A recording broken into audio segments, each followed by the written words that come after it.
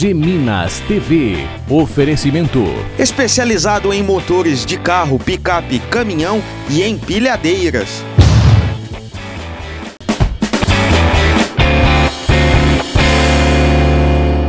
No dia 14 de outubro foi publicada no site oficial do STJ, Superior Tribunal de Justiça, a decisão que confirma a condenação em improbidade administrativa aplicada pelo juiz de direito Marcos Irani em 16 de agosto de 2001. Nossa equipe esteve com o promotor Thales Tácito e você entenderá melhor toda a decisão e todo o caso agora com a matéria completa. Acompanhe. Você tomou conhecimento, de um caso que tem um certo clamor na cidade, que é a recente decisão do STJ. Nós temos aqui então o recurso especial do STJ, que foi dividido em 3 recursos especiais. O primeiro aqui está Durvalino Gôngora de Jesus, Luzia Angelini e Marcelo de Araújo Cunha. O segundo aqui está sobre Roberto Luciano e o terceiro recurso especial está em relação a José Gonçalves e Luiz Esmargiassi Filho. Bom, então deixa eu explicar por partes. O STJ entendeu que essa história é longa. O Dr. Marco Irani, há 15 anos atrás, ele era juiz da área civil, de improbidade administrativa. Ele deu uma condenação, que é essa que está aqui, há 15 anos atrás, estabelecendo, isso aqui é muito importante frisar, porque o STJ veio confirmar a decisão do Dr. Marco. Essa decisão do Dr. Marco foi alterada no Tribunal de Justiça de Minas Gerais, num primeiro momento, mas o STJ entendeu que a decisão do juiz é que estava mais correta. Então essa decisão determinou a condenação em improbidade administrativa. Ela é de 16 de agosto de 2001 e nessa condenação aqui, algumas pessoas foram condenadas por suspensão dos direitos políticos, o que gera a incidência na lei do ficha limpa. A pessoa então é tida como inelegível pela lei do ficha limpa. Quem são?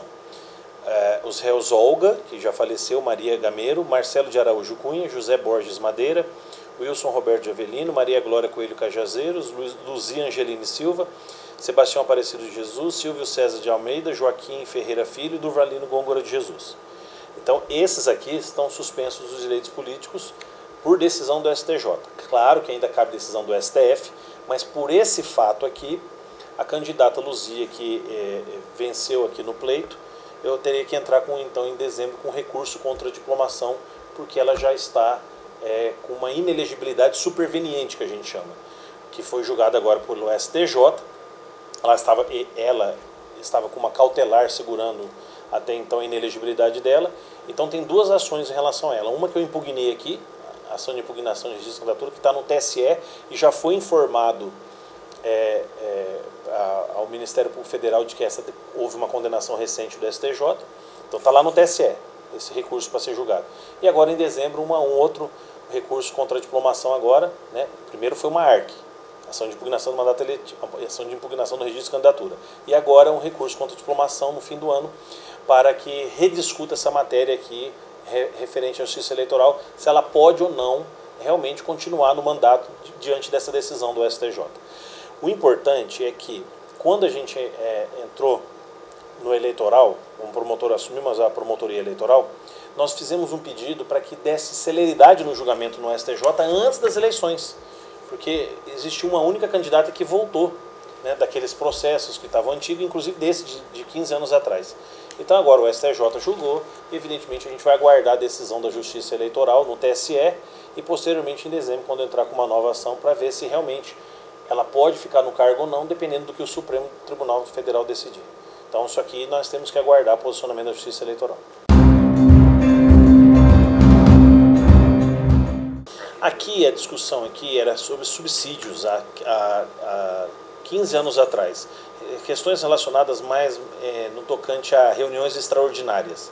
Então aqui consta na sentença, pelo menos, que é a sentença do Dr. Marco Irani, decisões relacionadas a reuniões extraordinárias lá em recibos de pagamento de folha 83 a 112, dos meses de julho de 99 e agosto de 99 e setembro de 99 e outubro de 99.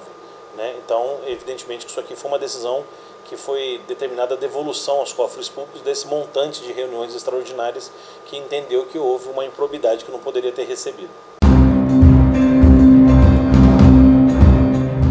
Nessa mesma sentença, o STJ não considerou ficha suja Roberto Luciano, só, como ele foi condenado a reparar só o dano, muito bem falado, só o dano das reuniões extraordinárias, não deu suspensão dos direitos políticos do Dr. Marco nem o STJ. Então, Roberto Luciano não é considerado ficha suja, da mesma forma que o José Gonçalves não é, e nem Luiz Esmargiassi Filho. O Didinho também não é tido como ficha suja. Por quê?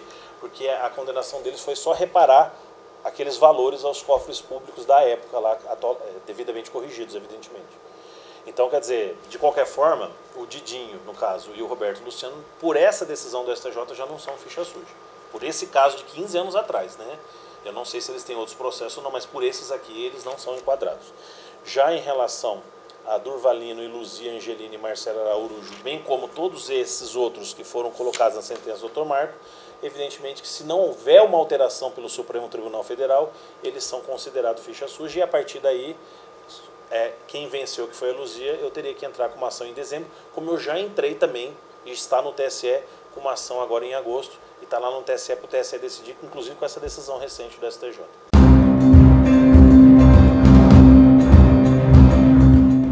A lei é muito clara no sentido de que é considerado inelegível, ficha suja, que é o termo mais popular que as pessoas conhecem, aquele candidato que é condenado em improbidade administrativa, por ato doloso, a pena de suspensão dos direitos políticos e por órgão colegiado. Então o que acontece? O STJ é um órgão colegiado.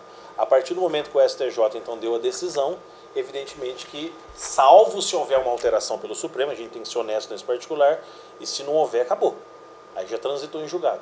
Mas do jeito que está hoje, evidentemente eles já se enquadram na lei do ficha limpa. E evidentemente com a consequência prática é que quem venceu, no caso a Luzia, pode ser questionado o mandato dela já para a próxima legislatura.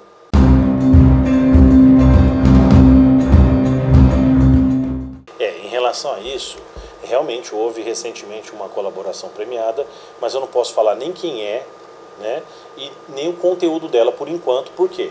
Porque a lei fala que para que seja possível a divulgação de uma delação premiada, o termo correto hoje é colaboração premiada, o juiz tem que homologar.